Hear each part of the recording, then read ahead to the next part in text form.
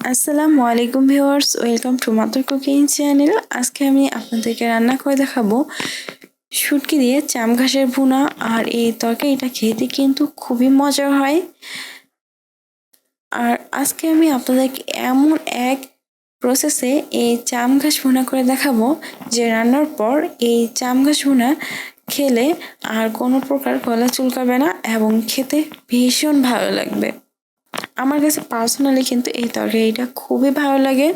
আপনারা যারা শুটকি আর চাম ঘাস খেতে পছন্দ করেন তারা একবার এই তরকারিটা ট্রাই করে দেখতে পারেন। চলুন তাহলে রেসিপিটা শুরু করা যাক। প্রথমে আমি চুলার উপর একটি কড়াই বসিয়ে দিচ্ছি, তারপর চুলাটি অন করে চুলাটা মিডিয়ামে রাখবো।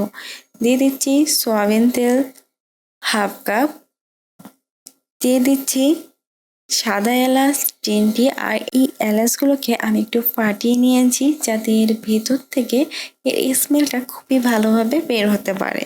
দিয়ে দিব দারচিনি 3টি টুকরা, দিয়ে দিব লং 5 থেকে 6টি, দিয়ে দিব গোলমরিচ 9 থেকে 10টি, দিয়ে দিব তেজপাতা 2টি, দিয়ে দিচ্ছি শুটকি। আমি এখানে 2 ধরনের শুটকি নিয়েছি। ছোট শুটকিটা নিয়েছি প্রায় 1 কাপের মতো, আর এরকম মিডিয়াম সাইজের শুটকিটা নিয়েছি হাফ কাপের মতো। আর এই শুটকিগুলোকে এখন আমি কড়াইয়ের মধ্যে দিয়ে দিচ্ছি। আর এই শুটকিগুলোকে আমি প্রায় গরম পানিতে 2 ঘন্টার মতো ভিজিয়ে রেখেছিলাম। আপনারা চাইলে আধা ঘন্টাও ভিজিয়ে রেখে ভালোভাবে ধুয়ে নিতে পারেন। আর এই শুটকিগুলোকে আমি খুবই ভালোভাবে ধুয়ে নিয়েছি। আর যেহেতু এই শুটকিগুলো ফ্রাই করার সময় ভেঙে যাবে, তাই কিন্তু আমি এই শুটকিগুলোকে কোনোভাবে কেটে নিইনি। এখন আমি এই শুটকিগুলোকে খুবই ভালোভাবে ফ্রাই করে নেব। ফ্রাই করা এই পর্যায়ে এই শুটকিগুলো খুবই ভালোভাবে ফ্রাই হয়ে গেছে। এখন আমি এর মধ্যে দিয়ে দিব জিরা বাটা হাফ টেবিল চামচ, আদা বাটা হাফ টেবিল চামচ, রসুন বাটা হাফ টেবিল চামচ, দিয়ে দিব হলুদের গুঁড়া 1 চা চামচ, মরিচের গুঁড়া হাফ টেবিল চামচ, লবণ পরিমাণ মতো। এখন আমি এগুলোকে খুবই ভালোভাবে ফ্রাই করে নিব। আমি বেশ কিছুক্ষণ সময় ধরে চুলার আঁচটা একেবারে লো করে আমি এগুলোকে খুবই ভালোভাবে ফ্রাই করে নিয়েছি। আর এই সময় কিন্তু আমার শুটকি আর এই বাটনাগুলো খুবই ভালোভাবে ফ্রাই হয়ে গেছে এবং আদা ও রসুনের কাঁচা গন্ধও চলে গেছে।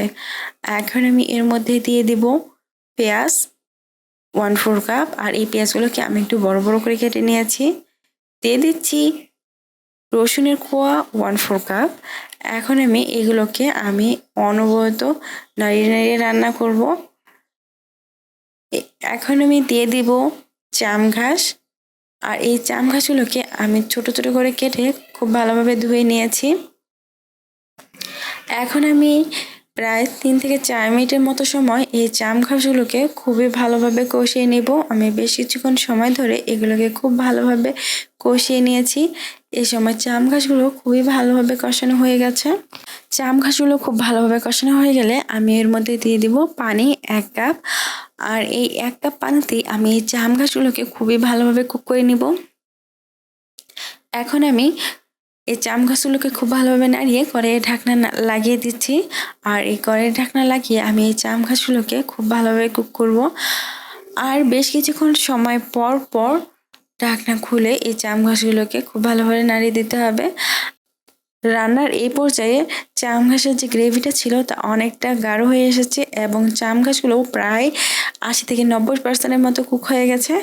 এখন আমি এর মধ্যে দিয়ে দিব গরম মশলার গুঁড়া 1 চা চামচ, কাঁচা মরিচ 4 থেকে 5টি। আর এই কাঁচা মরিচগুলোকে আমি কোনোভাবে কেটে নেইনি। আমি এখানে গোটা কাঁচা মরিচ ব্যবহার করেছি। আপনারা যদি ঝালটা একটু বেশি খেতে চান বা ঝাল খেতে চান তাহলে কিন্তু কাঁচা মরিচটা কেটে দিবেন অথবা মরিচের গুঁড়ার পরিমাণটা বেশি দিতে পারেন। দিয়ে দিচ্ছি রসুনের কোয়া 1/4 কাপ। এখানে আমি বড় বড় রসুনের কোয়া ব্যবহার করেছি। দিয়ে দিচ্ছি পেঁয়াজ 1/4 কাপ। আর এই পেঁয়াজগুলোকে আমি বড় বড় করে কেটে নিয়েছি। এখন আমি এগুলোকে খুবই ভালোভাবে নাড়িয়ে কড়াইয়ের ঢাকনা লাগিয়ে দিব। আর এই সময় যেহেতু গ্রেভিটা অনেকটা গাঢ় হয়ে গিয়েছে, তাই আমি চুলার আঁচটা কমিয়ে এই তরকারিটাকে রান্না করব। আর এ সময় কড়াইয়ের ঢাকনা লাগিয়ে রান্না করছি আর বেশ কিছুক্ষণ সময় পর পর কড়াইয়ের ঢাকনা খুলে এই ভাজিটাকে খুব ভালোভাবে নাড়িয়ে দিচ্ছি। রান্নার এই পর্যায়ে এই তরকারিটার গ্রেভিটা কিন্তু একেবারেই শুকিয়ে গেছে। এখন আমি অনবরত কষিয়ে কষিয়ে এই জাম ঘাসগুলোকে রান্না করে নিব। এতে করে কিন্তু রান্নার পর এই জাম ঘাস খেলে গলা আর চুলকাবে না এবং খেতেও কিন্তু অনেক ভালো লাগবে। আপনারা একটা জিনিস মাথায় রাখবেন যে এই জাম ঘাসটা কষিয়ে কষিয়ে এর পানিটা আপনারা যত বেশি শুকিয়ে নিতে পারবেন ততটাই কিন্তু গলা চুলকানোর চান্সটা কম থাকবে। আমি কিন্তু এই জাম ঘাসের মধ্যে যে পানিটা ছিল একেবারে শুকিয়ে নিচ্ছি, পুরো ভাজা ভাজা করে ফেলেছি। এখন আমি চুলাটি অফ করে দিব। তৈরি হয়ে গেছে খুবই মজাদার জাম ঘাসের ভুনা। আর এই শুটকি দিয়ে জাম ঘাসের ভুনার তরকারিটা খেতে বেশ ভালো লাগে। আপনারা এই তরকারিটা ভাত, পরোটা, রুটি যে কোনো কিছুর সাথে খেতে পারেন। আর যারা জাম ঘাস আর শুটকি খেতে পছন্দ করেন তারা অবশ্যই এই তরকারিটা একবার ট্রাই করে দেখবেন তরকারিটা খেতে ভীষণ ভালো লাগছে। প্রিয় দর্শক, এই ছিল আমাদের আজকের রেসিপি। মাদার কুকিং চ্যানেলের আরও এক্সাইটিং রেসিপি নিয়ে আপনাদের সামনে আবারও উপস্থিত হব। ভিউয়ার্স, আপনাদের সকলকে অনেক অনেক ধন্যবাদ জানাচ্ছি পুরোটা সময় আমাদের সাথে থাকার জন্য।